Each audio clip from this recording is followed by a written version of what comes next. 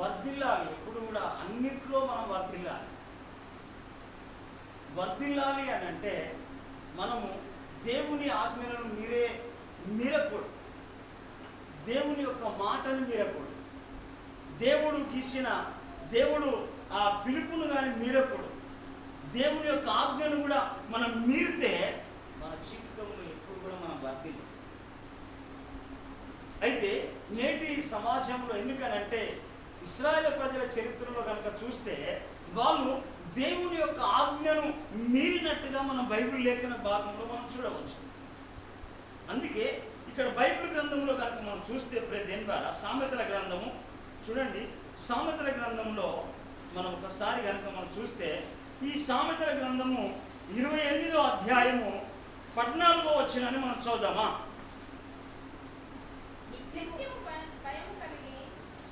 13వ వచనం. 13. అతిక్రమములను దాచిపెట్టువాడు వర్ధిల్లడు. చూడండి ప్రేదేన్ గారా, అతిక్రమములను దాచిపెట్టేవాడట ఎప్పుడు కూడా వర్ధిల్లడు అని లేఖన భాగం సెలవిస్తాం. అంటే దేవునికి మరుగైంది ఏది కూడా లేదు. ఒకవేళ ఎలాంటి దేవుని విషయంలో ఆజ్ఞను అతిక్రమిస్తున్నావు, ఎందుకనంటే తర్వాత ఎలాంటి ఆజ్ఞలను అతిక్రమించి దేవునికి దూరం అయిపోతున్నావో, ఎందుకనంటే మేము చాలా క్రైస్తవులమండి అని చెప్పుకొని ఏ స్థితిలో ఉన్నారంటే, ఎందుకనంటే వాళ్ళు వర్ధిల్లని స్థితిలో ఉన్నారు. ఎక్కడి గొంగడి అక్కడే వేసినట్టుగానే. అంటే వర్ధిల్లకపోవడానికి కారణం ఏంటంటే వాళ్ళు చీకట్లో చేసిన క్రియలట మిద్దెల మీద ప్రకటించబడుతుంది. ఎందుకనంటే వాళ్ళు చేసిన తప్పిదములు కానీ పాపములు కానీ ఆజ్ఞను మీరిపోవడం కానీ దేవునికి దూరంగా ఉండడం కానీ ఆజ్ఞ మీరిపోతా ఉన్నారు. ఆ అతిక్రమములను ఏం చేస్తానంటే అలాగనే దాచిపెడతా ఉన్నారు. దేవుడు క్షమించే దేవుడే కదా, దేవుడు ప్రేమించే దేవుడే కదా, దేవుడు దయ చూపించే దేవుడే కదా. ఎందుకనంటే నేటేమైపోయిందంటే కామన్గా తీసుకుంటా ఉన్నారు. ఎందుకంటే వారి జీవితంలో, ఎందుకనంటే వారి జీవితం ఆధ్యాత్మికంగా వర్ధిల్లట్లేదు, భౌతికంగా వర్ధిల్లట్లేదు.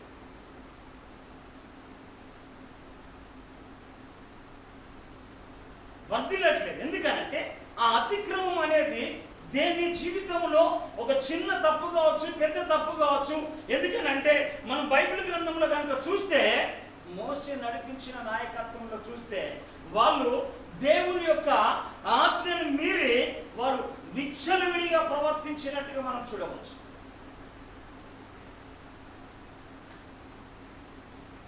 తర్వాత దేవుని పిల్లలు ప్రార్థించవలసిన వాళ్ళు ప్రార్థించకపోవడం బట్టి కూడా వాళ్ళు వర్ధిల్లలేదు.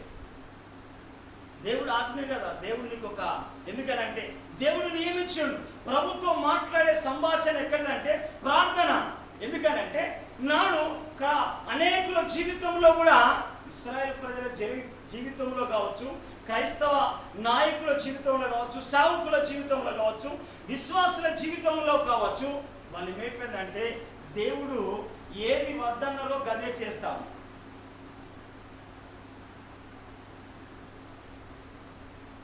అయితే నేటి సమాజంలో ఎందుకనంటే వాళ్ళు వర్ధిల్లలేకపోతా ఉన్నారు.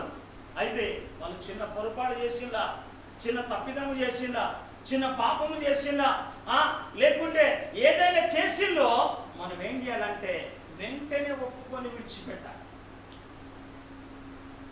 వెంటనే ఒప్పుకొని విడిచిపెట్టాలి ప్రియదేంగా. అది చిన్న తప్పిదమే కావచ్చు, అది పెద్దదే కావచ్చు. ఎందుకనంటే చిట్టెడు పుట్టెడైపోతాం. నేనేం లేదు, చిన్న అబద్ధమే కదా, చిన్నగా ఈరోజే కదా నేను దేవుని సన్నిధికి రాకపోతే అంటే అపవాది దాన్ని ఆసరా చేసుకొని నేను ఇంకా కొంతకాలం దూరం పెడుతూనే ఉంటాను. నీ బలహీనతను ఆధారం చేసుకొని, నీ సమస్యను ఆధారం చేసుకొని, నీ చిన్న తప్పును ఆధారం చేసుకొని, చిన్న పాపమును ఆధారం చేసుకొని నువ్వేమైపోతావంటే దూరం అయిపోతావు. దూరం అయ్యి ఏం జరుగుతానంటే దేవుని సన్నిధిలో వర్ధిల్లలేకపోతావు. వారు వర్ధిల్లకు పోవడానికి కారణం ఏంటంటే వాళ్ళు ఒక ఆజ్ఞను మీరడమే కాదు. ఎందుకనంటే ప్రార్థించేవాడు, ఎందుకనంటే ప్రార్థన పాపాన్ని జయిస్తుంది. ప్రార్థన ద్వారా అతిక్రమములను జయించగలుగుతాం, పాపాన్ని జయించగలుగుతాం, లోకాన్ని జయించగలుగుతాం, లోకాశలను జయించగలుగుతాం. ఆ ప్రార్థన లేనప్పుడు నువ్వు అతిక్రమంలోనే ఉన్నావు. టేక్ ఇట్ ఈజీగా టెంపరీగా ఏదో 5 నిమిషాల ప్రార్థన, 2 నిమిషాల ప్రార్థన వాళ్ళ జీవితాల్లో, ఎందుకనంటే వాళ్ళు అలాంటి జీవితాలకు అలవాటు పడి ఇదే క్రైస్తవ జీవితం అనుకుంటాము. ఇక్కడ మోసే నడిపించినప్పుడు కూడా ఈ నిర్గమ కాండంలో కనుక మనం చూస్తే, ఈ నిర్గమ కాండంలో ఎందుకనంటే నడిపించినంత వరకు కూడా దేవుడు ఏం చేసిందంటే వాళ్ళు నడిపించినప్పుడు వారి త్రోవ నుంచి తొలగిపోయారు. నువ్వు ఎక్కడ తొలగిపోయావో, ఎక్కడ జారిపోయినావో, ఎక్కడ దూరం అయిపోయినావో, ఎక్కడ చల్లారిపోయినావో, ఎక్కడ వెనుకబడిపోయినావో నువ్వు సరి చేసుకోవాలి. చూడండి నిర్గమకాండం 32వ అధ్యాయం 7వ వచనము 8వ వచనం మనం చదువుదామా? కాగా నువ్వు దిగి వెళ్ళుము, ఐగుప్తు దేశము నుండి నువ్వు రప్పించిన నీ ప్రజలు ఎక్కడ చెడిపోయారో మనం గమనించాలి. చదవాలమ్మా. నేను వారికి నియమించిన త్రోవ నుండి వారు త్వరగా తొలగిపోయిండు. చూడండి, త్వరగా తొలగిపోతాం. ఎందుకనంటే ఎక్కడ తొలగిపోతా ఉన్నారంటే ఎందుకు అనంటే దేని ద్వారా వాళ్ళు వెంటనే తొలగిపోవడం స్టార్ట్ అయిపోతా ఉంది. ఎందుకనంటే వారు దేవుని గురించిన ఆలోచన కానీ ఆకాంక్ష కానీ, ఎందుకనంటే వాళ్ళు వర్ధిల్లలేకపోతాం.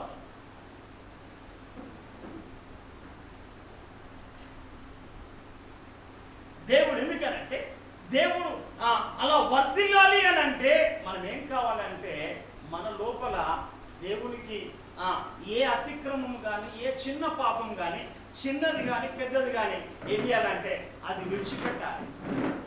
పాము చిన్నదే కానీ కర్ర పెద్దగా ఉపయోగించి అది చిన్నగా కాటు వేయక తప్పదు.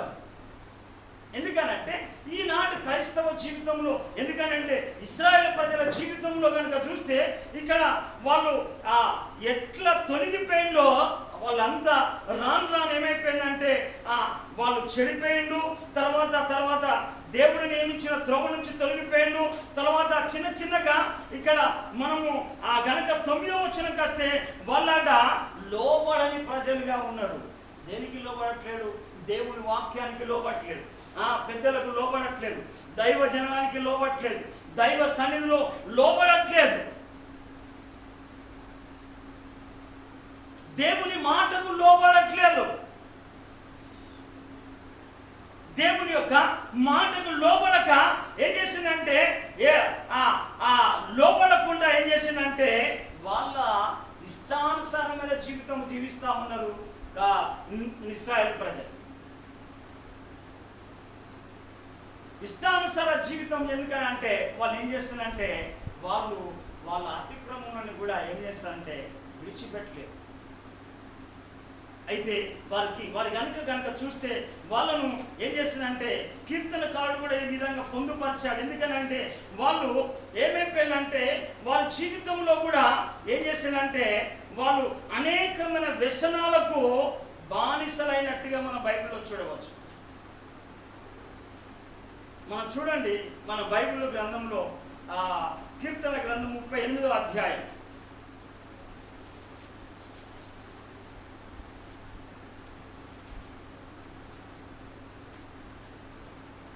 38వ అధ్యాయంలో మనం చూద్దాం. ప్రియదేవులారా, ఇక్కడ వారు పరిస్థితిని కనుక మనం చూస్తే ఇక్కడ మనం చూద్దాం 2వ వచనం కాంచి మనం చూద్దాం 38:2.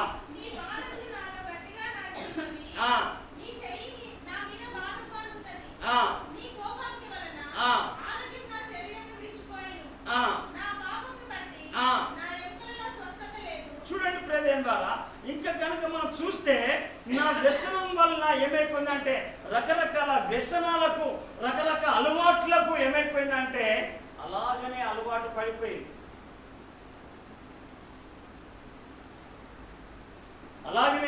పడిపోయి ఏమైపోతుందంటే గదే జీవితం అని చేసుకొని ఏం చేస్తారంటే దేవుని మాటకు కానీ ప్రార్థనకు కానీ వాక్యానికి కానీ దైవ సన్నిధిలో మెడవంచని తలవంచని ప్రజలుగా ఉండరు. కారణం ఏంటంటే మనది నేనే తప్పు చేశాను అని అనుకుంటున్నాను. ఎందుకనంటే నీకు చిన్నదే, ఆ చిన్న పాపమే పెద్ద పెనుభూతం తయారైపోయి ఏం చేస్తానంటే నీ ఆత్మీయ జీవితాన్ని నీకు తెలియకుంటేనే నీ ఆత్మీయ జీవితం పతనమైపోతాం. ఎందుకనంటే నా వ్యసనముల వలన నా శరీరము నీరు కారిపోయినట్టుగా అంటాడు బైబిల్ గ్రంథం. అయితే మనం బైబిల్ గ్రంథంలో కనుక మనం చూస్తే ఇంకా బైబిల్లో ఒక భక్తుడు ఒక ప్రవక్త ఒక విధంగా రాస్తా ఉంటాడు. మనం ఈ సమయంలో మనం చూద్దాం. ఎందుకనంటే ఆ ప్రజల గురించి ఆ ప్రవక్త రాసిన మాటలను కనుక మనం గమనిస్తే ప్రేదేం ద్వారా వారి లోపల నుంచి దేవుని యొక్క నమ్మకత్వము ఏమైపోయిందట వాళ్ళలో నుంచి వెళ్ళిపోయినట్టుగా మనం బైబిల్ గ్రంథంలో చూడవచ్చు. చూడండి ఎజ్కేల్ గ్రంథము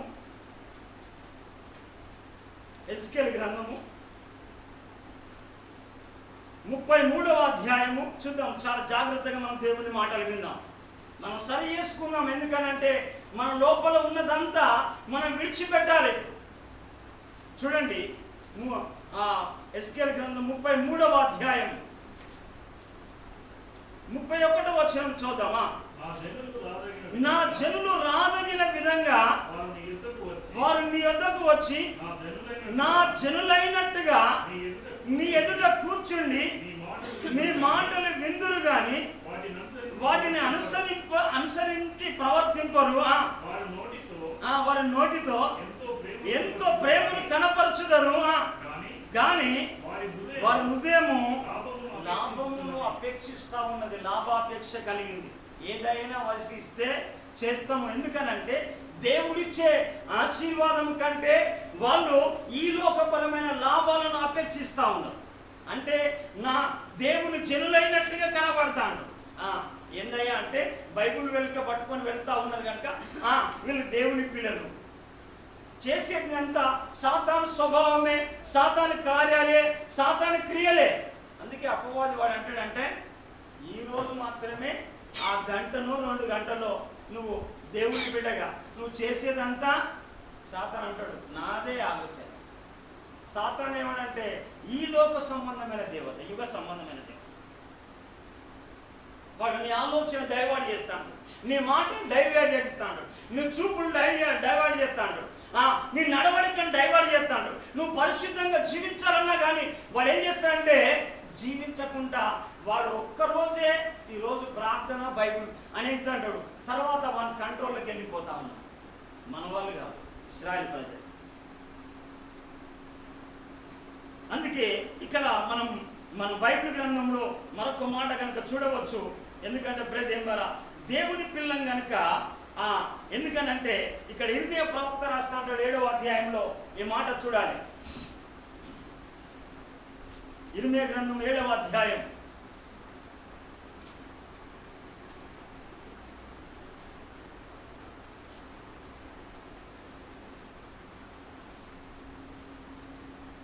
28వ వచనం 7:28. కనుక నీవు వారితో ఇలాగ చెప్పుము, వీరు తమ దేవుడైన యెహోవా మాట వినని వారు, శిక్షకు లోబడని వారు. చూడండి, శిక్షించిన లోబడని వారు. ఎన్ని విధాలుగా ఒక సమస్య వచ్చినా, ఒక శ్రమ వచ్చినా దానికి పోడయ్యా ఇది దేవుడి నుంచి వచ్చిందా, ఎలా వచ్చిందా అనుకోకుండా ఏం చేస్తానంటే శిక్షకు కూడా లోబడని వారు. ఎందుకంటే ప్రియ దేవుని ద్వారా మనం గమనించాలి, మనకున్న మిస్టేక్స్ని బట్టే మనం వర్ధిల్లలేకపోతున్నాము. మన అతిక్రమాలు ఎందుకనంటే చిట్టడి పుట్టడైపోయింది. నేను ఈరోజే బంద్ అయినా, ఈరోజే నేను ఉపవాస ప్రార్థనకి వెళ్ళలే, ఈరోజు నేను నైట్ ప్రేయర్కి వెళ్ళలే అని అనుకుంటా కారణాలు చెప్పడమే తప్ప. ఎందుకనంటే ఈ కారణాలని అంటారట, యెషయా ప్రవక్త మాట్లాడుతాడు, గంపాల మారి అని పేరు పెట్టాడు. అందుకే బ్రదర్ వారు ఇక్కడ అందుకే వాళ్ళట శిక్షకు లోబడని వారు కాబట్టి నమ్మకం వారిలో నుండి తొలగిపోయి ఉన్నది. అది వారి నోట ఉండకుండా కొట్టివేయబడి ఉన్నది. చూడండి ప్రియదేవా, మన జీవితంలో మనం గమనించాలి. ఎందుకనంటే అతిక్రమమును దాచిపెట్టేవాడు వర్ధిల్లాడు. ఎందుకనంటే నువ్వు ఏది చిన్న తప్పైనా, చిన్న పొరపాటైనా, చిన్న మోసమైనా, చిన్న అబద్ధమైనా, ఆ చిన్నగా ఎంత దూరమైనా నువ్వు సరి చేసుకోవడానికి ఇష్టపడాలి. అతిక్రమమును దాచిపెట్టేవాడు వర్ధిల్లాడు. వాటిని ఒప్పుకొని విడిచిపెట్టేవాడు కనికరం పొందుతాడు. దేవుని కనికరం పొందుతాడు. అతిక్రమమును దాచిపెట్టువాడు ఎప్పుడు కూడా, ఎందుకనంటే నువ్వు వర్ధిల్లలేకపోతున్నావనంటే ఏదో ఒక లోపము, ఏదో దేవునికి వ్యతిరేకమైంది, నీ లోపలను నా లోపలను ఏదో ఒక గూడు కట్టుకొని ఉన్నది. అది విడిచిపెట్టినప్పుడే నువ్వు వర్ధిల్లుతాడు. ప్రజలు హల్లెలూయా. ఎందుకనంటే ఎందుకనంటే దేవుని యొక్క ఆజ్ఞ అతిక్రమమే పాపం. మేలైనది కూడా చేయనని కూడా చేయకపోవడం కూడా పాపమే. అవిశ్వాసం మూలంగా కానిది ఏదైనా కూడా పాపమే. అంటే మనం ఎలాంటిది కూడా మన లోపల ఉన్నదో నీ జీవితాన్ని, ఆత్మీయ జీవితాన్ని వర్ధిల్లకుండా, దేవునితో నడవకుండా చేసేదే ఆ అతిక్రమం. చూడండి, ఆ పుంటు గుడ్డివాడు ఎక్కడ ఎరుకో పట్టణంలో ఉండి ఏం చేసినంటే, దావీదు కుమారుడా కనికరించు కనికరించు కనికరించు అంటే అతని కేకలు మరీ ఎక్కువగా కేకలు వేయడం స్టార్ట్ చేశాడు. ఈనాడు విశ్వాస జీవితంలో కావచ్చు, ఇశ్రాయేలు ప్రజల చరిత్రలో కావచ్చు, వాళ్ళ చూస్తే వాళ్ళ యొక్క ప్రార్థన జీవితం చల్లారిపోయినట్టుగా మనం చూడవచ్చు.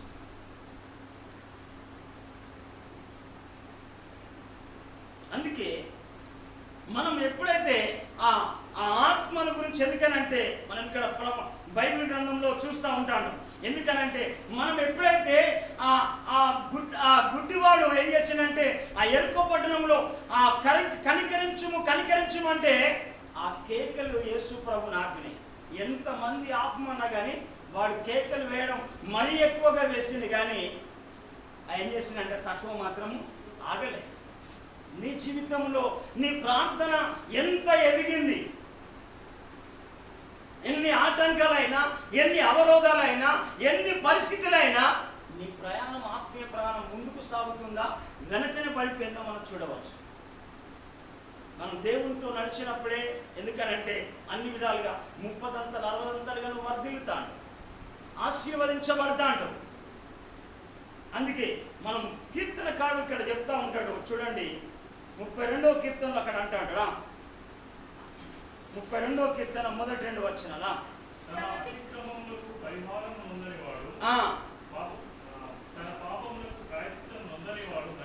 చూడండి.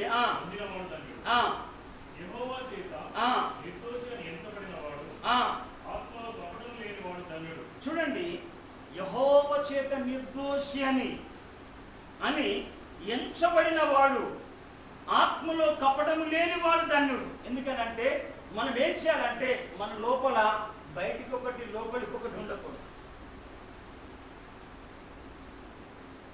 చాలా మంది జీవితాల్లో ఎందుకనంటే ఎవరిని గురించి మనము దేవునితో నడవకూడదు. రేపు దేవుని రాజ్యానికి మనం చేర్చబడి దైవ రాజ్యంలో మనం చేర్చబడాలి. గతం జరిగిన దాన్ని విడిచిపెట్టి ఇకనైనా దేవునితో ముందుకు సాగిపోవాలి. అందుకంటే అతిక్రమమును దాచిపెట్టువాడు వర్ధిల్లడు. ఎందుకనంటే వాటిని ఒప్పుకొని విడిచిపెట్టువాడు కనికరం పొందుతాడు. ఎందుకనంటే విలాప వాక్యంలో అంటాడు, 5 ఏళ్ళు అంటాడు. ఎందుకనంటే మా తల్లిదండ్రులు పాపం చేసి వారు దోషం చేసి వాళ్ళు మరణించారు, ఆ దోష శిక్ష మా మీద పడింది అని అంటాడు. అంటే ఎప్పుడే దేని ద్వారా మనం గమనించాలి, ఆ దోషము 3-4 తరాల వరకు పనిచేస్తాడు. అందుకే ఇక్కడ అంటాడు నిర్గమకాండం 20వ అధ్యాయంలో ఏమంటాడంటే ఆ మంచి మాట అంటాడు. ఎందుకనంటే నన్ను ప్రేమించు వారిని అంటాడు. ప్రేమ అంటే ఏంటిది? ఏ దేవుణ్ణి ప్రేమిస్తున్నావంటే పాపాన్ని ప్రేమించలేవు, లోకాన్ని ప్రేమించలేవు. ఇక్కడ చూడండి 20వ అధ్యాయము, నిర్గమకాండము 20వ అధ్యాయము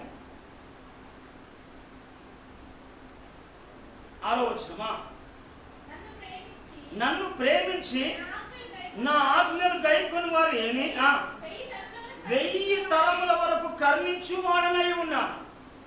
మనం చూడాలి, దేవుడు ఆ కనికరము 1000 తరాల వరకు అంటే చూడండి, మానవుని యొక్క జీవితం ఎన్ని తరాల వరకు జీవిస్తాను అంటే, దావీదు సంతానానికి ఏం చేశాడంటే, దావీదు ఒక్క మాట తప్పు చేసి మళ్ళా చేయలేదు. అందుకే దావీదు సంతానానికి నిత్యము కనికరము చూపుతానన్నాడు. మన జీవితంలో కూడా మనం ఏదైతే దేవునికి ఆయాసపడేది, దుఃఖ పెట్టేది, దూరం చేసేది నీ లోపలైనా నా లోపల ఏదైనా ఉన్నా కానీ దాన్ని ఒప్పుకొని విడిచిపెట్టినప్పుడే మనం వర్ధిల్లుతాము. హల్లెలూయా. ఎందుకనంటే అది ఏదైనా చిన్నదైనా పెద్దదైనా, నువ్వు ఎందుకనంటే రేపు ఆ చిన్నదే నీ జీవితంలో పెనుభూతంగా మారవచ్చు. ఈనాడు వెనకబడిపోవడానికి కారణం ఎందుకు? చల్లబడిపోవడానికి కారణం ఎందుకు? లోకాశలో పడిపోవడానికి కారణం ఎందుకు? దేవునికి దూరం అయిపోవడానికి కారణం ఎందుకు? ఎందుకనంటే వాళ్ళు సీక్రెట్గా, ఎందుకనంటే ఎవరు చూస్తలేరని చెప్పేసి ఎన్నో పొరపాట్లు చేస్తూనే ఉన్నారు. పొరపాట్లు చేస్తాము. ఎందుకంటే ప్రియదేవ మన జీవితంలో ఏం చేస్తా అంటే, మనము ఒకప్పుడు లోకము వద్దనుకున్నాము, లోకాశలు వద్దనుకున్నాం, ఇప్పుడు దేవుడే సర్వస్వం అనుకున్నాం. దేవుడు ఎలాంటి వాడో అలాంటి జీవితము నేను కలిగి జీవించాలి. హల్లెలూయా, హల్లెలూయా. ఇంకొక మాట చూద్దాం ప్రియదేవ, చూడండి ఇంకొక మాట చూద్దాం. బైబిల్ గ్రంథంలో కీర్తనల గ్రంథము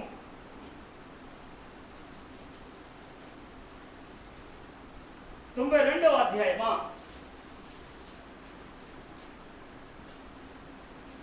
కీర్తన గ్రంథం 92వ అధ్యాయము 13వ వచనం మనం చదువుదామా. యెహోవా మందిరములో నాటబడిన వారై వారు మన దేవుని ఆవరణములో వర్ధిల్లుదురు. చప్పలు కొట్టి ప్రభుని కనపడతాం. చూడండి, ఎందుకనంటే వారు యెహోవా మందిరములో నాటబడిన వారై. ఎందుకనంటే నాటబడినప్పుడే ఏం చేస్తారంటే ఆ వేర్లు ఏం చేస్తారంటే, చెట్టు నాటబడినప్పుడు ఆ చెట్టు ఏం చేస్తారంటే ఆ వేర్లు భూమికి తన్నుతా ఉంటుంది. ఆ వేర్లు ఏం చేస్తానంటే తన్నుతా ఉంటుంది. తన్నుకొని ఏం చేస్తానంటే స్థిరపడిపోతా ఉంటుంది. ఆ చెట్టుకు చంచలత్వం ఉండదు. ఎందుకనంటే చంచలమైన మనసు, చంచలమైన ఆలోచనలు, చంచలమైన తలంపులు, చంచలమైన అభిలాషలు ఆ చెట్టుకు మాత్రమే ఏముండదు. ఎందుకనంటే నాటిన కొట్టం దేవుడు అక్కడ నాటబడినప్పుడు ఏం చేస్తాడంటే, నాటినప్పుడు ఏం చేస్తాడంటే దానికి నీరు కానీ దానికి కావాల్సిన ప్రతిదీ కూడా దేవుడు సమకూరుస్తాడు. సమకూరుస్తున్నప్పుడే ఆ చెట్టు ఏం చేస్తానంటే అది అన్ని విధాలుగా ఎదిగి వర్ధిల్లుతా ఉంటుంది. ఒక్కొక్కనే కానీ ఆ చెట్టు కనుక అది తీసేసి 10 స్థలాల్లోకి మార్చితే ఏమైతే చెప్పాలి. హల్లెలూయా. స్థలాలు కనుక మారితే ఏమైపోతాయంటే ఆ చెట్టు ఎండిపోతాడు. ఆ చెట్టు బలంగా ఉండదు. ఆ చెట్టు ఏం చేస్తుందంటే ఆ చెట్టు లోపల ఏ మాత్రము కూడా ఏ బలము కూడా దానికి సమకూర్చబడదు. ఒకవేళ మరలా స్థిరపడదామని ఆలోచన చేసినప్పుడు కూడా నీరు పొందుకోవడానికి కానీ కూడా బలం పొందుకోవడానికి కానీ చాలా సమయం పడతాయి. అందుకే ఇక్కడ ఏమంటే యెహోవా మందిరములో నాటబడిన వారై, అంటే వారు దేవుని ఆవరణంలో వాళ్ళు ఏం చేస్తారంటే వర్ధిల్లుతా అంటారు. ఎందుకనంటే వాళ్ళు ఏం చేస్తారంటే వాళ్ళ మార్గాన్ని సిద్ధం చేసుకొని వాళ్ళు వర్ధిల్లుతా అంటారు. ఎందుకనంటే నువ్వు దేవుని మందిరములో నాటబడాలి. అంటే చంచలమైన మనసులు, చంచలమైన ఆలోచనలు, చంచలమైన తలంపులు, చంచలమైన కోరికలు, చంచలమైన ఆ అభిప్రాయాలు ఉన్నప్పుడు ఏం చేస్తారంటే వాళ్ళు నాటబడలేరు. ఎందుకనంటే ఆ చంచలమైన మనసు వర్ధిల్లకుండా చేస్తాను.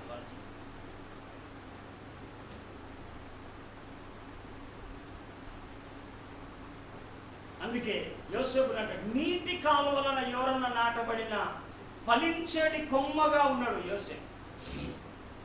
అంటే ఆ ఫలమే వర్ధిల్లడం. ఎందుకనంటే నువ్వు ఆధ్యాత్మికంగా ఎప్పుడైతే దేవుని మందిరంలో నాటబడతావో ప్రార్థనలో ఎదుగుతా అంటావు, వాక్యంలో ఎదుగుతా అంటావు, ఆరాధనలో ఎదుగుతా అంటావు.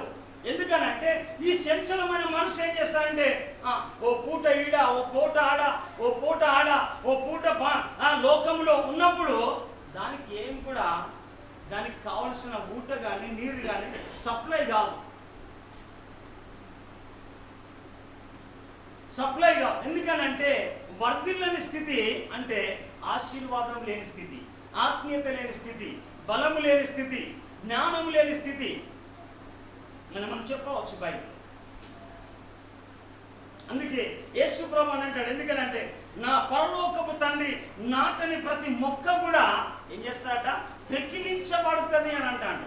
అంటే వారి లోపల దేవుని పైన స్థిరమైన మనస్సు, స్థిరమైన ఆలోచన, స్థిరమైన ప్రార్థన జీవితము, క్రమమైన ప్రార్థన జీవితము, క్రమంగా దేవునితో నడిచే అనుభవం ఉన్నప్పుడు దేవుడు నాటుతాడు. అందుకే యేసు ప్రభు చెప్పాడు ఇక్కడ చూడండి, నా పరలోకపు నాటని ప్రతి మొక్క కూడా ఏం చేస్తాడట, అది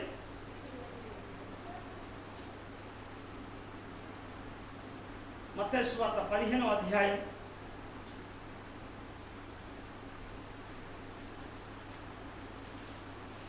15-13.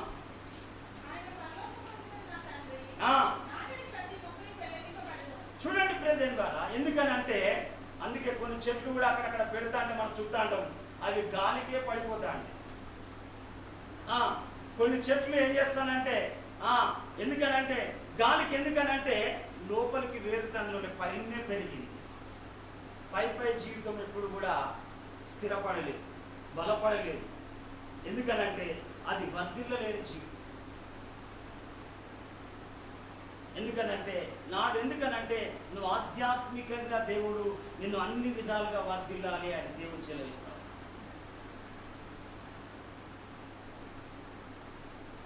అందుకే ఇప్పుడే దేవుడా చంచలమైన మనసు కాదు. ఎందుకంటే స్థిరమైన జీవితం. ఎందుకనంటే మనం బైబిల్లో దేవుని యొక్క మందిరములో నాటబడాలి.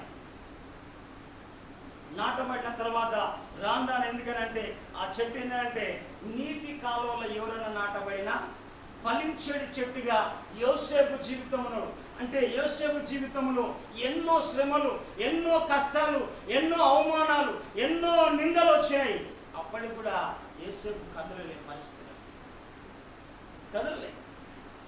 అందుకే ఒక చెట్టును కనుక చూస్తే మనము భౌతికంగా ఏ చెట్టు పెట్టుకున్నా కానీ ఇంటి దగ్గర అది వర్షాన్ని తట్టుకొని అక్కడనే ఉంటుంది, ఎండను తట్టుకొని అక్కడనే ఉంటుంది, చలికాలాన్ని తట్టుకొని అక్కడనే ఉంటుంది, స్థానాన్ని మార్చదు చెట్టు. అందుకే ప్రవక్త చెప్పినట్టుగా ఒక మాట చూడండి. మనము ఇర్మియా గ్రంథంలో ఒక మాట చదువుకొని మనం ముందుకు వెళ్దాం. ఇర్మియా గ్రంథము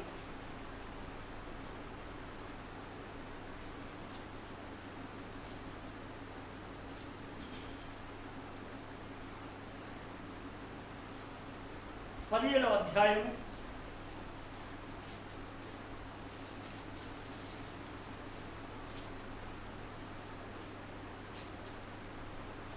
అధ్యాయము 8వ వచనం.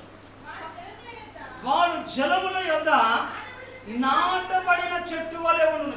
ఎందుకనంటే ఇక్కడ ఊట ఎప్పటికీ ప్రవహిస్తూనే ఉంటాడు. అంటే దేవుని యొక్క ఆ వాక్యం అనే ఊట ఎప్పుడు ప్రవహిస్తూ ఉంటాడు. అందుకే ఒక ప్రవక్త అంటాడు, ఆయనతో అంటాడు, ఆమోస్తా అంటాడు, నేను చెట్టుకు మంచుగా ఉన్నాం. ఎందుకనంటే చెట్టుకు మంచు వలె నేను ఉంటానంటాడు. అయితే ప్రేదేని ద్వారా మనం కూడా ఎక్కడ నీటి ఊట యొద్ద నాటబడిన ఒక చెట్టు వలె మనం ఉంటే వాక్యము ప్రవాహం అవుతా ఉంటుంది. ఎందుకనంటే వాక్యము సప్లై అవుతాను. నేను ప్రభు నమ్ముకం ముందుకు చాలా విచ్చలవిడి జీవితం వాస్తవంగా. ఎందుకనంటే నాకు అలవాట్లు, నా వ్యసనాలు, నా తిరుగుడు, సినిమాలు వాటన్నిటిని డైవర్ట్ చేసి ఏం చేసిందంటే ఒక వాక్యమే. నేను దేవునితో నడిచి, సేవకులతో నడిచి, ప్రార్థనలో ఉన్న అనుభవమే. ఎన్నో దినాలు ప్రార్థన. ఎందుకనంటే ఈ చెట్టు ఫలించాలంటే వాక్యము వాక్యము వాక్యము. ఎందుకనంటే సప్లై కావాలి. చదవాలన్నా వాడు జనముల యొద్ద నాటబడిన చెట్టు వలె ఉండును, అది కాలువల యోరన దాన్ని వేళ్ళు తండుతాండే. ఎందుకు ఎక్కడ కిందికి తండుతా అంటే పైన ఎదుగుదల కనబడతా. నువ్వు ఇక్కడ నాటబడకపోతే నీ ఫలము కూడా నీ వర్ధిల్లడము కనబడతాను. మన ఎందుకనంటే ఈ చంచలమా, ఎందుకనంటే ఈనాడు అనేకుల జీవితాలు చూస్తే చంచలమైన మనసు. ఎందుకంటే చిన్నవాటి కలగడం, పెద్దవాటి కలగడం. ఎందుకనంటే ఆత్మీయ జీవితంలో ఎదగనప్పుడు అది ఏంటంటే అదేం చేస్తా అంటే నేను అవసరం అంటే వస్తా, అవసరం అంటే రానంట. యోసేపును ఏం చేస్తుందంటే సొంత అన్నలే అమ్ముకున్నావు. యోసేపును సొంత అన్నదమ్ములే త్రోసేసింది. యోసేపును ఏం చేసిందంటే వాళ్ళు మిథ్యాన్ల కమ్మి వేసాను. యోసేపును నీళ్ళు లేని గుంటలో తోసి వేసాను. యోసేపు దేవుణ్ణి మరిచినట్టుగా లేదు. బయట లేని కారణాన్ని బట్టి యోసేపును జైల్లో వేసిండు. అయినా యోసేపు దేవుళ్ళలోనే నాటబడిండు, దేవుని మందిరంలో నాటబడి. నెపములు చెప్పలే, కారణములు చెప్పలే, అభ్యంతరాలు చెప్పలే, ఆలోచన చేయలే యోసేపు. ఎందుకు అనంటే ఆయన టైం వచ్చేసింది. యోసేపు ఎలా ఏం చేసిందంటే ఐగుప్తునంత పోషించే ఒక ఆ చెట్టుగా వర్ధిల్లిండు. అందుకే ఇక్కడ మనం చదవమా. అది కాలువల యోరన నాటబడిన వేళ్ళు తన్నును, వెట్ట వేడి కలిగిన, వెట్ట అంటే వేడి తగిలిన ఏంటిదట, దేనికి వేడికి కూడా భయపడదు. అంటే వేడి సమస్యకు కారణము, అవమానానికి కారణము, అవరోధాలకు కారణము. ఎందుకనంటే ఒక గుంపులోనే లేగలు ఉంటాయి. గొడ్ల మందలో లేగలు ఆవులు ఉంటాయి. కానీ చిన్నది పెద్ద ఉంటుంది. కొన్నిసార్లు తొక్కిస్తలాట ఆడుతూ ఉంటాయి. ఒకదాన్ని ఒకటి పొడుచుకోపోయి ఇంకొక దానికి తాకుతూ ఉంటాయి. దాన్ని బట్టి కూడా మనం దూరం కావాల్సిన పరిస్థితి లేదు. ఒక కుటుంబంలోనే సమస్యలు వచ్చినప్పుడు సంఘంలో ఎన్ని సమస్యలు ఉంటాయి. అందుకే మనం గమనించాలి. చదవమా. చూడండి, దాని ఆకాట ఎందుకు అని అంటే అది ఎప్పటికి కూడా ఊట సప్లై అవుతా ఉంది. విశ్వాసకి వాక్యము సప్లై కాకపోతే వర్ధిల్లలేడు. ఎప్పుడు పచ్చగానే ఉండాలి. నీ ఆత్మీయ జీవితము, ప్రార్థన జీవితము, వాక్య జీవితము, ఆరాధన జీవితం పచ్చగానే ఉండాలి. అయ్యా నేను చల్లారిపోయినా ఇప్పుడు చేయలేనంటే నువ్వు ఎండిన స్థితిలోనికి వచ్చి చదవడం. వర్షము లేని సంవత్సరమున చింతనుండదు. చప్పట్లు కొట్టు ప్రభులుగా. చింతనుండదు, కాపుమానం. వర్షము లేకున్నా బాధన లేదు. అందుకే భక్తులను ఏమి ఉన్న లేకున్నా, ఎవరు నాకు లేకున్నా, ఏమి ఉన్న లేకున్నా, ఎవరు నాకు లేకున్నా, యేసునందే ఆనందింతును, యేసయ్యనే ఆరాధింతును, యేసునందే యేసయ్యనే ఆరాధింతును, ఆనందింతును, ఆరాధింతును, ఆనందింతును,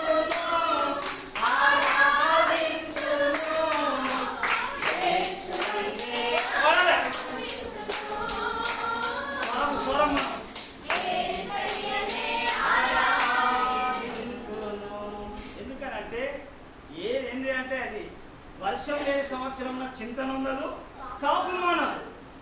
ఎందుకనంటే ఆ ఊట యేసు యొద్ద దేవుని యొక్క జీవం కలిగిన సంఘములో నాటబడింది ఈనాడు. ఎందుకనంటే వాళ్ళ ఇశ్రాయేలు ప్రజల చరిత్రను కూడా ఆధారం చేసుకొని రాసిన మాటలు ఏంటంటే వాళ్ళు నాటబడిన చంచలమైన మనసు కలిగిన. అందుకే మనం ఎక్కడ నాటబడితే వర్ధిల్లుతాం చెప్పాలి. దేవుని మందిరములో. ప్రజలారా హల్లెలూయా. మరొకటి వర్ధిల్లాలంటే ఎప్పుడైతే వెళ్ళాలా, పరిశుద్ధత కలిగి జీవించాలి. పరిశుద్ధత కలిగి జీవించాలి. పరిశుద్ధతను మనం ఎందుకనంటే పరిశుద్ధత లేకుండా ప్రభువును చూడలేరు. ఎందుకనంటే హృదయ శుద్ధి కలిగేవారు ధన్యులు, వారు దేవుణ్ణి చూచెదరు. ఎందుకనంటే పరిశుద్ధతను బట్టి కూడా దేవుణ్ణి చూడలేక ఈ పరిశుద్ధత ఏం చేస్తారంటే లేనప్పుడు అపరిశుద్ధంగా మార్చబడతా అంటారు, అపవిత్రులుగా మార్చబడతా అంటారు. ఎందుకనంటే పవిత్రత అనేది కోల్పోతారో వాళ్ళు ఎదుగుదల కూడా ఆగిపోతారు. ఎదుగుదల కూడా ఆగిపోతూ ఉంటారు. కారణం ఏంటంటే చూడండి, ఉసురు వెళ్ళి ఆపదలోనే దాని రంగులు మార్చింది, కానీ విశ్వాసం ఏం చేస్తుందంటే బయట దేవుని మందిరంలో పావురం పిల్ల వలె బయట కాకి పిల్ల వలె ఉంటే కుదురు వర్ధిల్లే. అందుకే నువ్వు బయట పరిశుద్ధంగానే ఉండాలి, లోపల పరిశుద్ధంగానే ఉండాలి. మాటలు కానీ నడవడిక కానీ వాళ్ళు ఏం చేసిందంటే, ఇశ్రాయేలు ప్రజలు ఏం చేసిందంటే వాళ్ళు షిత్తీము లోయలో దిగారు. షిత్తీము లోయలో దిగితే వాళ్ళు ఏం చేసిందంటే ఆ షిత్తీము లోయలో దిగినప్పుడు వాళ్ళు ఏం చేయాలంటే వీళ్ళు పరిశుద్ధతను కాపాడుకోవాలి. అయ్యా మోయాబురాలతోటి మోయాబులతో మాకు సాంగత్యం లేదు, అమోనియులతో సాంగత్యం మాకు లేదు, శరీర సంబంధులతో మాకు సాంగత్యం లేదు అని వాళ్ళు ఏం చేయాలంటే ఇశ్రాయేలు ప్రజలు వాళ్ళ పరిశుద్ధతను కాపాడుకోవాలి. కాపాడుకోకుండా వాళ్ళు ఏం చేశారంటే వాళ్ళతో చేరిపోయి వాళ్ళు ఏం చేశారంటే మోయాబురాలతోటి వాళ్ళు ఏం చేశారంటే పాపము చేసినట్టుగా బైబిల్ గ్రంథంలో. అంటే దేవుని పిల్లలు ఎవరంటే ప్రత్యేకించబడిన వాళ్ళు, పరిశుద్ధపరచబడిన వాళ్ళు, యేసు రక్తములో కడగబడిన వాళ్ళు. ఎందుకు అంటే యేసు సర్వ మానవాళి కొరకు ఏం చేసిందంటే నీ కొరకు నా కొరకు కలువరి శిలువలో ఆఖరి రక్తం కొట్టు వరకు నీ కొరకు కార్చిండు రక్తం. ఎందుకనంటే ఆయన రక్తము, ఆయన మరణ యాతన నీ కొరకు నా కొరకు పడిండు. ఆ యాతన వ్యర్థం కాకూడదు. ఎందుకంటే వాళ్ళు ఏం చేసిందంటే మరలా ఏం చేసిందంటే కుక్క తన వాంతికి తిరిగినట్టుగా, పంది తన బురదకు మరిగినట్టుగా వాళ్ళు ఇశ్రాయేలు ప్రజలు ఏం చేసిందో చూడండి. సంఖ్యాకాండము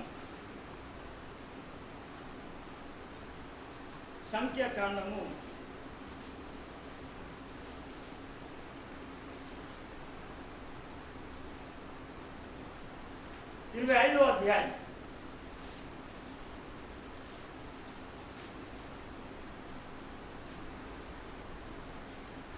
25వ అధ్యాయం మొదటి 3 వచనాలు చదువుదామా.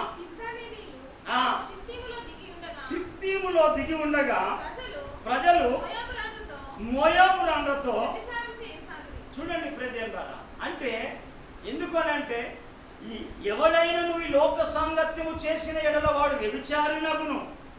అంటే ఈ తిరగబోతుతనము కూడా వ్యభిచారముతో సంబంధమే బైబిల్ ప్రకారంగా. అయితే వాళ్ళు ఆ విధంగా చేసిండ్రు. ఆ స్త్రీలు తమ దేవతలను దేవతల బలులకు ప్రజలను పిలువగా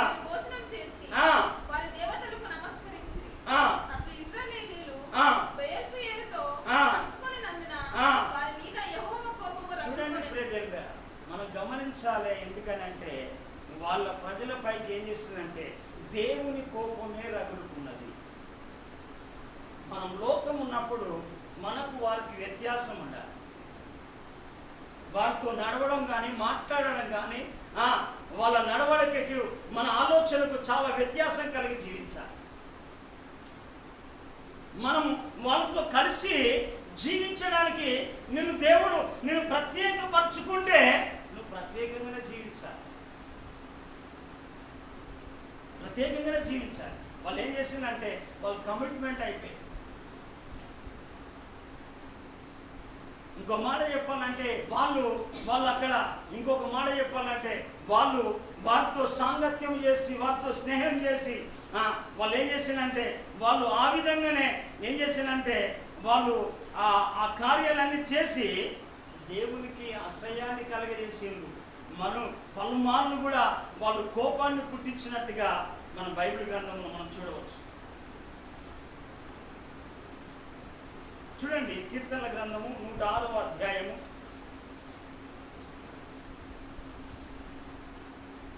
106వ అధ్యాయము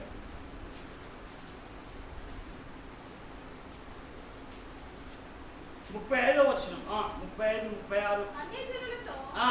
సహవాసము చేసి ఆ. వారి క్రియలు నేర్చుకొనిరి. ఆ. వారి విగ్రహములకు పూజ చేసిరి. ఆ. అవి వారికి ఉరి ఆయెను. చూడండి మరియు ఆ. వారు తమ కుమారులను ఆ. తమ కుమార్తెలను ఆ. దయ్యములకు బలిగా అర్పించిరి. ఆ. నిరపరాధ రక్తము ఆ. అనగా ఆ. తమ కుమారుల రక్తము చూడండి ఇంకా మనం చూద్దాం 39వ వచనం చదుదామా. తమ నడవడిలో ఆ. వ్యభిచరించిన వారైరి. తమ క్రియల వలన వారు అపవిత్రులైరి, తమ నడవడిలో వ్యభిచరించిన వారైరి. మనం చూడాలి ప్రియదేవ. అందుకే ఈనాడు చాలా మంది జీవితాల్లో అదే సబ్జెక్ట్ జరుగుతా ఉంది. అయ్యా ఎందుకనంటే వాళ్ళలో మనం కలిసిపోతే, ఎందుకంటే లోకానికి నీకు వ్యత్యాసం కలిగి ఉండాలి. నువ్వు పరిశుద్ధుడవు, ప్రత్యేకించబడినవాడు. ఎందుకంటే ఈ సంఖ్యాకాండంలోనే మనం గనక చూస్తే అక్కడ దేవుడు మాట్లాడుతూ ఉంటాడు. ఎందుకనంటే ఈ 6వ అధ్యాయంలో ఒక మంచి మాట చెప్తా ఉంటాడు. 6వ అధ్యాయము 8వ వచనం. అతడు ప్రత్యేకంగా ఉండు దినములన్నీ అతడు యెహోవాకు ప్రతిష్ఠితుడుగా ఉంటాడు, ప్రతిష్ఠిత కలిగి ఉంటాడు. అందుకే మనం ఏం కావాలంటే మనం పరిశుద్ధత విషయంలో ఒక ప్రతిష్ట కలిగి మనం జీవించాలి. హల్లెలూయా.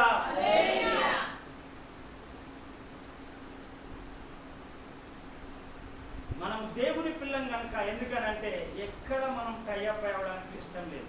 అందుకే పేతురు చెప్తా అంటాడు, ఎందుకంటే మిమ్మల్ని పిలిచిన వాడు పరిశుద్ధుడైన ప్రకారము మీరు సమస్త విషయములో పరిశుద్ధులై ఉండండి. హల్లెలూయా.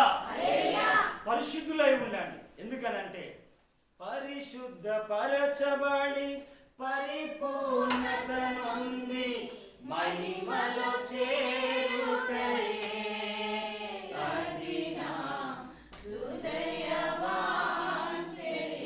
మీ హృదయంలో ఏముండాలి? పరిశుద్ధత ఉండాలి. పెదాలు అపవిత్రమైన మాట్లాడినా హృదయం అంతా పాడైతుంది. హృదయంలో చేరిన దేహం అంతా అపవిత్రమైంది.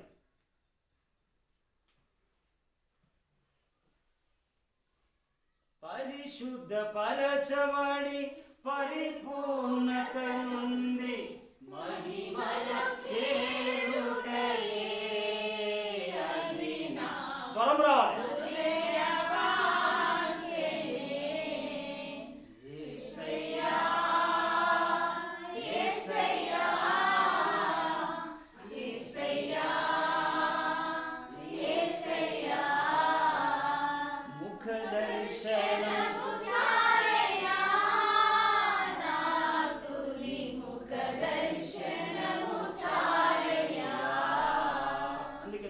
బైబిల్ గ్రంథంలో హెబ్రీయులకు రాసిన పత్రిక 12వ అధ్యాయము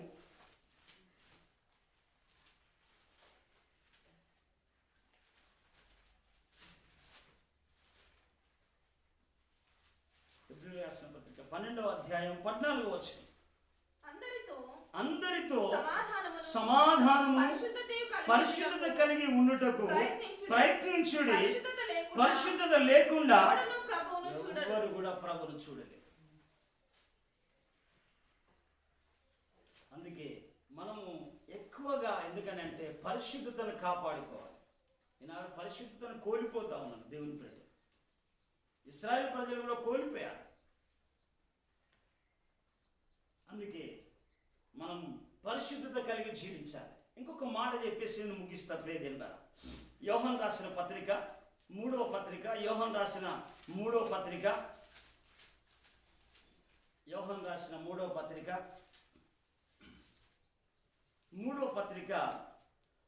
2వ వచనం. ప్రియుడా, నీ ఆత్మ వర్ధిల్లుచున్న ప్రకారము నీవు అన్ని విషయములలోనూ వర్ధిల్లుచు సౌఖ్యముగా ఉండవాలని ప్రార్థించుచున్నాము. చప్పలు బట్టి ప్రభువును కనపడాలి.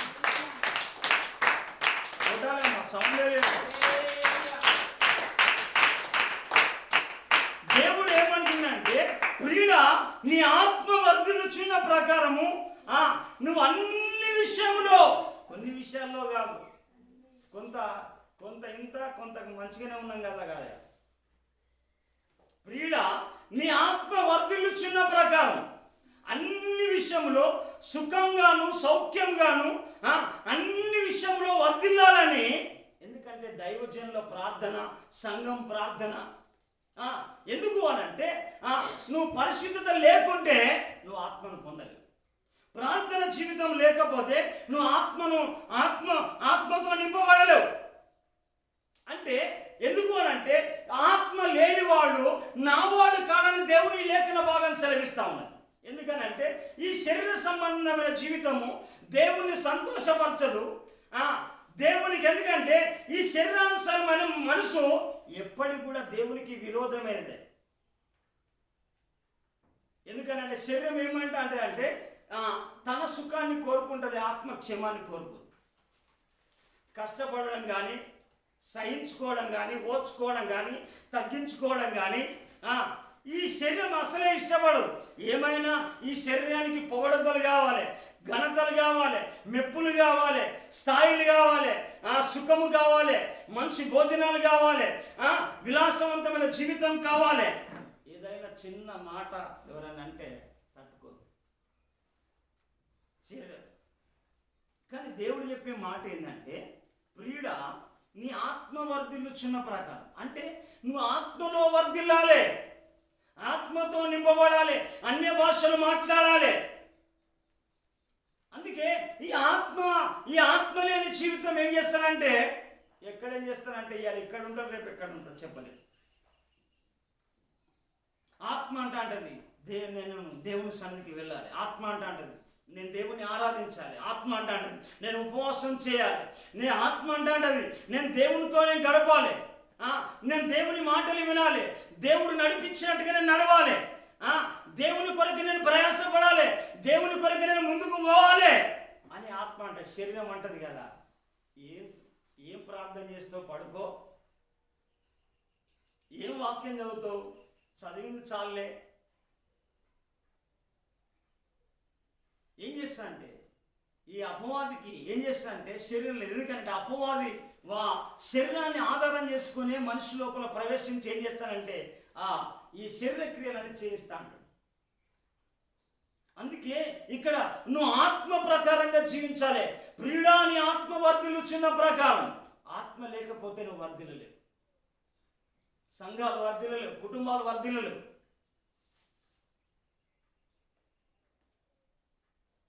ఎందుకంటే ఎక్కడ 30 మంది 20 మంది ఉంటారు చర్చిలలో. గమనించండి, మనం చెక్ చేసుకోవాలి. ఆత్మతో నింపబడినప్పుడే నువ్వు అన్నిట్లలో వర్ధిల్లుతూ ఉంటాడు. ఆత్మ నేను అన్ని విధాలుగా నేను నడిపిస్తా ఉంటుంది. ఆత్మ నేను నడిపిస్తా ఉంటుంది. ఎందుకనంటే ఆ ఆత్మనే దేవుని పోలికలోకి నడిపిస్తా ఉంటుంది. వాళ్ళంతా మేడగది. ఎందుకనంటే మేడగదిలో ఆత్మ కొరకు కనిపెట్టుకున్నారు.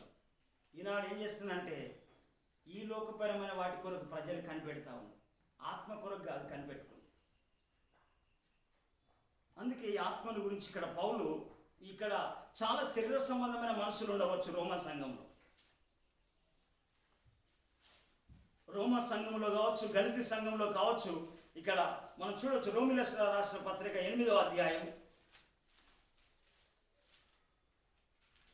అధ్యాయం మనం 5-6 వచనాలు మనం చదువుదామా. శరీరానుసారులు ఎందుకంటే శరీరానుసారులు ఎందుకంటే శరీరానుసారమైన మనసే. ఎందుకనంటే ఈ శరీరానికి అన్ని హుందా ఎత్తా అంటది, కానీ ఆత్మకు సంబంధించిన మనసు లేదు. అందుకే మన పౌల్ పాస్టర్ మాట్లాడిండు 250 గ్రాముల లేని మెదడు శరీరం అంతా కంట్రోల్ చేస్తుంది. ఎందుకనంటే మనం కనుక చూస్తే ఏం చేస్తానంటే ఈ శరీరం కంట్రోల్లోకి వెళుతాను, కానీ దేవుని ఆత్మ కంట్రోల్లోకి రావట్లేదు. అందుకే వర్ధిల్లకపోవడానికి కారణాలు ఇవి. అందుకే చూడండి మనం చదవమ్మా. శరీరానుసారులు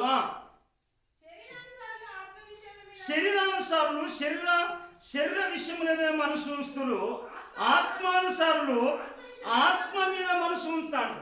ఆత్మకు కావలసింది ప్రార్థన. ఎన్ని గంటలు ప్రార్థన చేస్తామంటే వాళ్ళు రేపు గుడికి రాలేదు. నేను అడిగితే పోయిన వారం ఏ వాక్యం చెప్పినామంటే లేదు. ఎందుకనంటే ఇది ఆత్మకు సంబంధించింది.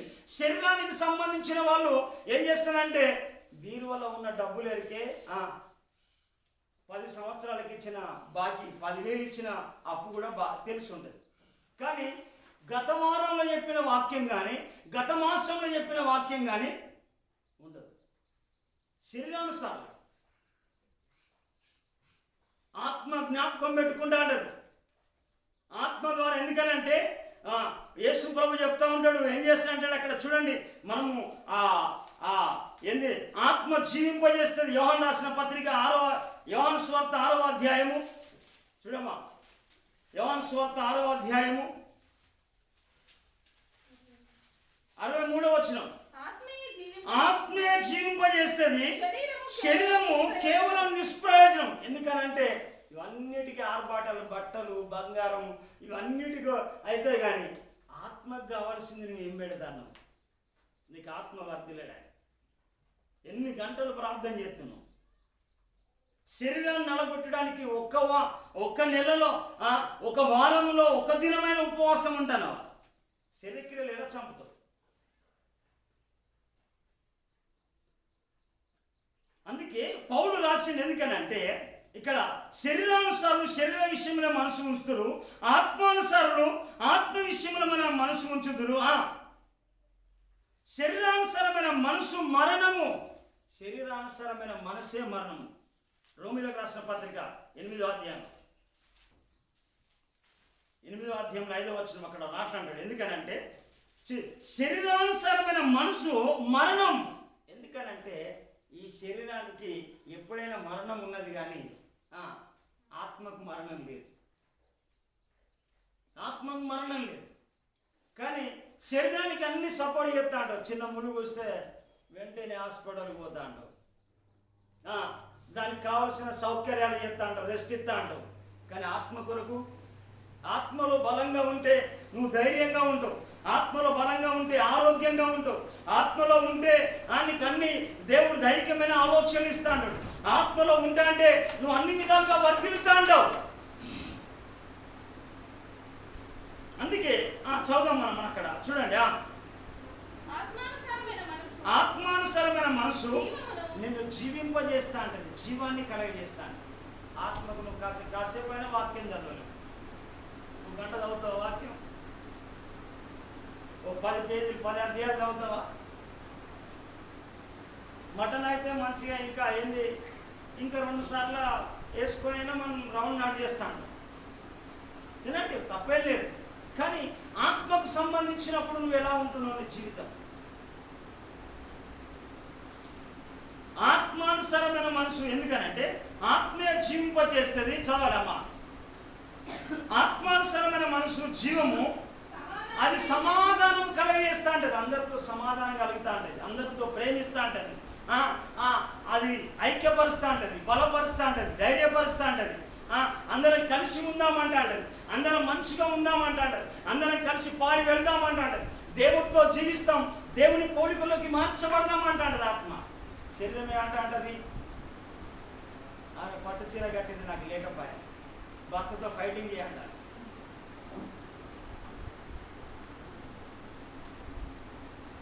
ఇలాంటి భర్త నాకు ఇచ్చింది అని అనుకుంటాను. కానీ ఎందుకనంటే ఆత్మానుసారంగా మనం చదవాలమ్మా.